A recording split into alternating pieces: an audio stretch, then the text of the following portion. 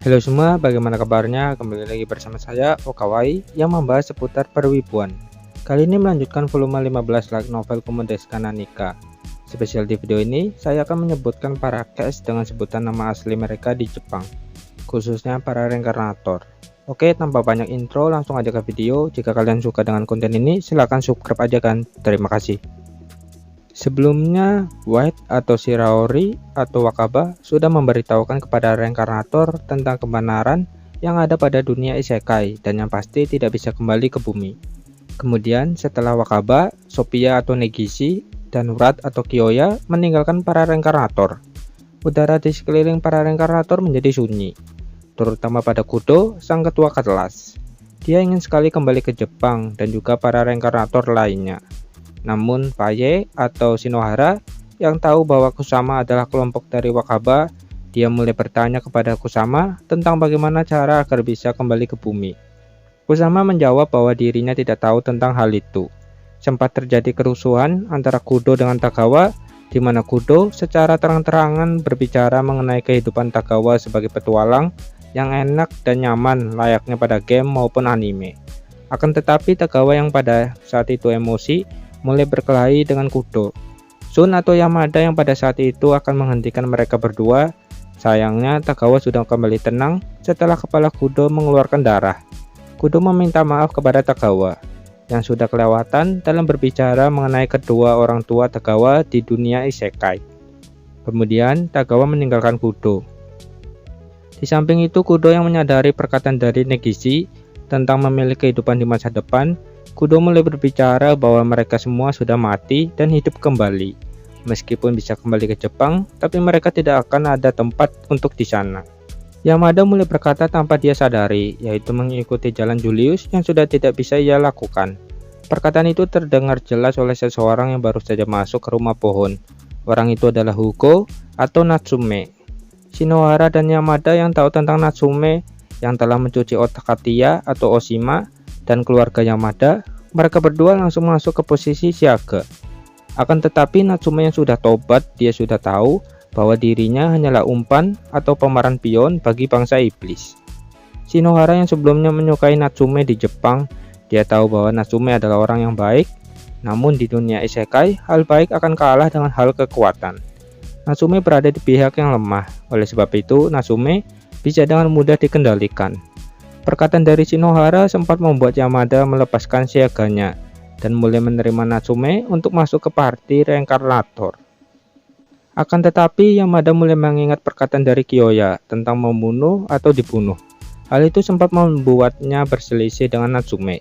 Yamada berkata bahwa dia akan menghukum Natsume. Natsume yang pada saat itu langsung meminta apapun hukumannya, termasuk kematian. Shinohara yang menyadari hal itu langsung bertanya kepada Natsume, apakah Natsume sudah dicuci otaknya oleh Wakaba. Natsume tidak tahu apa-apa mengenai hal itu.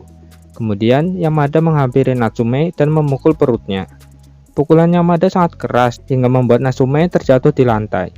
Yamada meminta kepada Natsume agar Natsume menjadi pelayannya untuk seumur hidup. Yamada sangat yakin dengan perkataan darinya yang tidak akan diterima oleh Natsume. Akan tetapi Yamada sangat kaget ketika Natsume menyetujui hal itu. Kemudian Shinohara dan Oshima juga datang menghampiri Natsume. Mereka berdua mulai memukul Natsume tanpa ampun. Hal itu membuat reinkarnator lainnya baru mengetahui kerasnya hidup di luar perlindungan.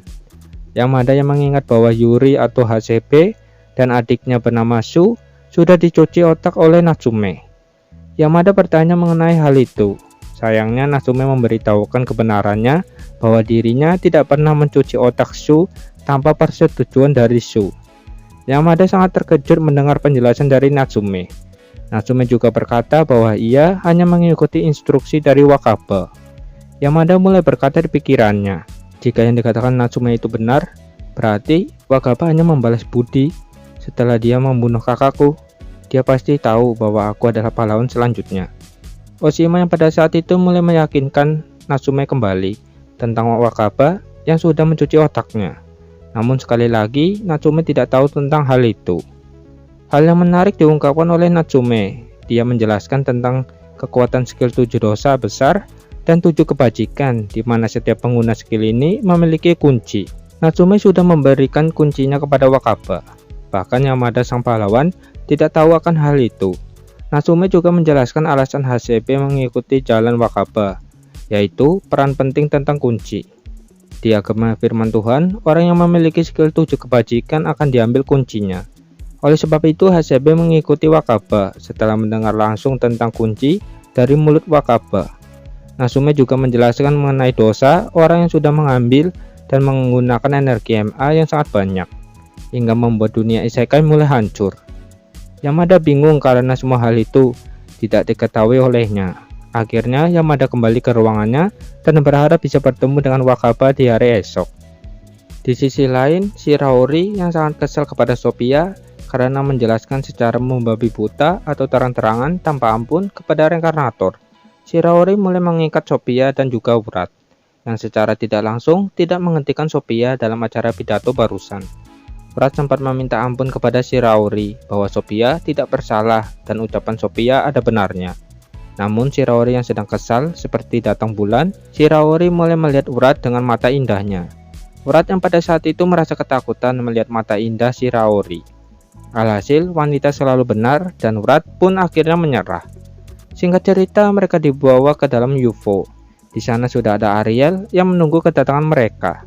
Ariel berkata, apakah Sophia melakukan kesalahan lagi? Shiraori sangat kesal dengan pertanyaan dari Ariel. Shiraori akhirnya memberikan Urat untuk menjelaskan kepada Ariel. Ariel akhirnya mengetahui setelah mendengar penjelasan dari Urat.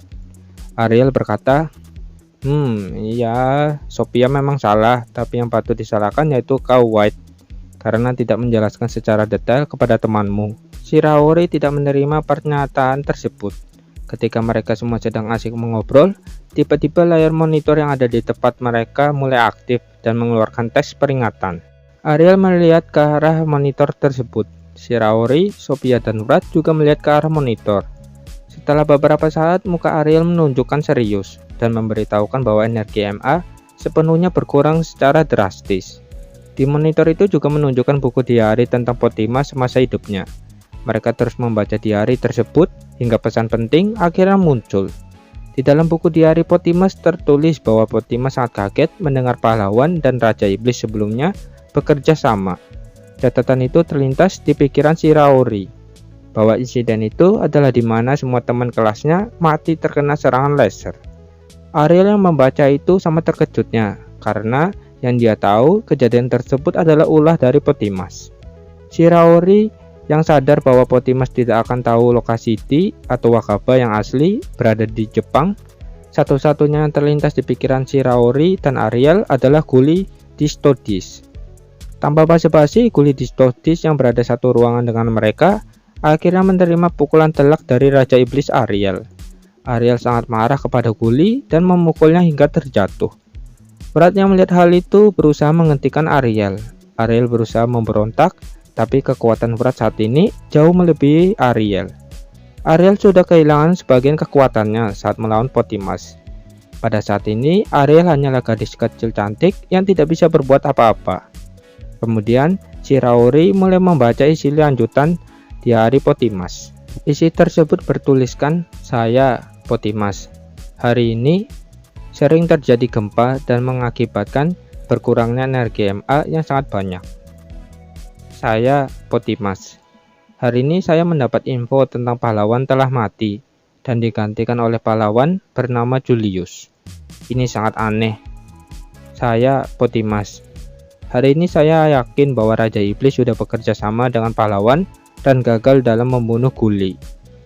Saya, Potimas. Hari ini saya mendapat sesuatu hal menarik tentang anak saya yang memiliki skill unik dan berstatus reinkarnasi. Jadi itu semua sudah terjawab kemana perginya energi MA akhir-akhir ini, dan Guli masih hidup." Guliku pada saat itu meminta maaf kepada Ariel, di mana Ariel perlahan akan meneteskan air matanya. Shiraori mulai melakukan telepati kepada Guli, agar Guli tidak perlu meminta maaf dan hanya perlu menjelaskan semuanya kepada Ariel. Di pikiran Shiraori, dia sudah mengetahui maksud dan tujuan dari Guli, di mana Guli sudah mengetahui tentang ras iblis yang secara perlahan mulai habis keturunannya. Maka dari itu pihak iblis mendapat saran dari Guli agar melakukan gencatan senjata terhadap umat manusia. dan dia menjelaskan tentang sistem kepada pahlawan dan Raja Iblis. Namun dikarenakan pahlawan dan Raja Iblis sebelumnya terlalu bodoh, mereka berdua mendapat hasutan dari Potimas bahwa Gully adalah dewa jahat yang harus dibunuh. Tentu saja kekuatan pahlawan dan Raja Iblis dahulu tidak cukup kuat saat melawan Gully.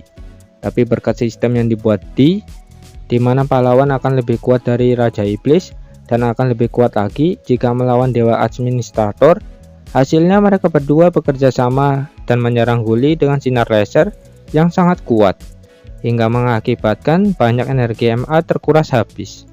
Begitulah di pikiran Shiraori. Lalu Gully yang tampaknya menyedihkan, dia mulai menjelaskan setelah mendengar nama Dewi Sariel yang keluar dari mulut Shiraori, yaitu serangan yang membunuh teman kelas Shiraori saat di Jepang. Itu sebenarnya adalah serangan yang mengarah ke Gully, tapi berhasil dibelokkan oleh Dewi Sariel dan mengarahkannya ke tempat D. Ariel berkata, "Benarkah begitu?" Gully hanya bisa terdiam, yang menandakan bahwa itu adalah benar. Shiraori mulai berspekulasi lagi di pikirannya. Jika yang dilakukan Dewi Sariel itu untuk melindungi hitam, apakah itu benar dengan mengorbankan banyak energi MA? Tapi jika hitam terkena serangan itu dan mati, apakah energi MA akan terisi kembali dengan matinya hitam?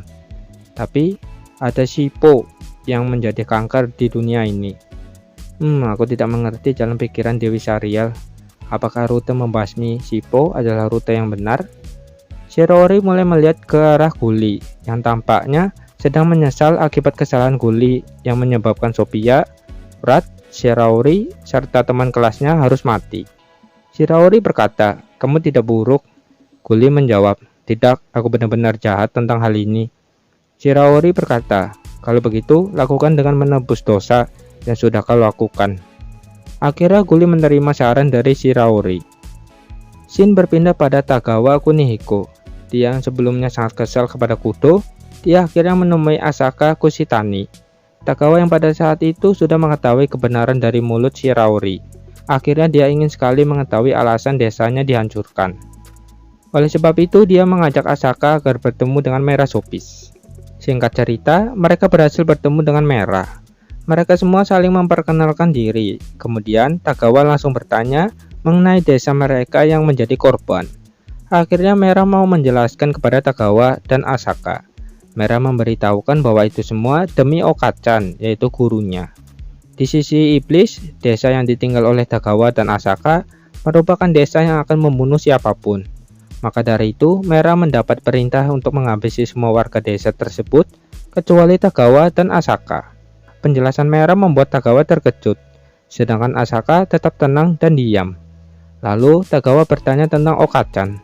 Merah menjawab bahwa Okachan terlibat dengan pasukan pemberontak yang terjadi di ras iblis, dan berkat kekuatan Raja Iblis, pasukan pemberontak berhasil dikalahkan. Semua itu dilakukan agar Tagawa dan Asaka bisa keluar dari zona peperangan, karena iblis akan berperang melawan manusia di perbatasan wilayah. Tagawa akhirnya meninggalkan ruangan setelah mengetahui fakta tentang kebenaran yang selama ini tidak ia ketahui. Shin berpindah pada Natsume. Saat Yamada dan partinya meninggalkan reinkarnator lainnya, Natsume juga ikut meninggalkan reinkarnator. Di situ, Natsume teringat atas perkataan dari Okachan bahwa sahabatnya yang bernama Issei dan Kazunari Sakurasaki telah mati. Akan tetapi Shinohara yang tahu bahwa Natsume mulai sendiri, dia langsung menghampirinya dan mereka berdua mulai mengobrol satu sama lain. Di sisi lain, Yuri atau Hasebe sedang bersama Pelmina. Di saat itu, Yuri sudah terbebas dari cuci otak yang dilakukan oleh Hugo. Yuri bertanya kepada Pelmina mengenai kondisi Sun, serta kejadian sejarah yang pernah ia dengar sebelumnya. Pelmina menjelaskan semuanya tanpa tersisa sesuai yang dia tahu. Akhirnya Yuri mencoba melukai tangannya sendiri, kemudian mengaktifkan skill penyembuh. Skill penyembuhnya meningkat hingga suara sistem terdengar olehnya. Lalu Yuri memohon dan berdoa dengan memanggil nama Dewi Sariel. Oke kan, mungkin segini aja untuk video kali ini. Kita lanjutkan part selanjutnya. Sampai jumpa, bye bye.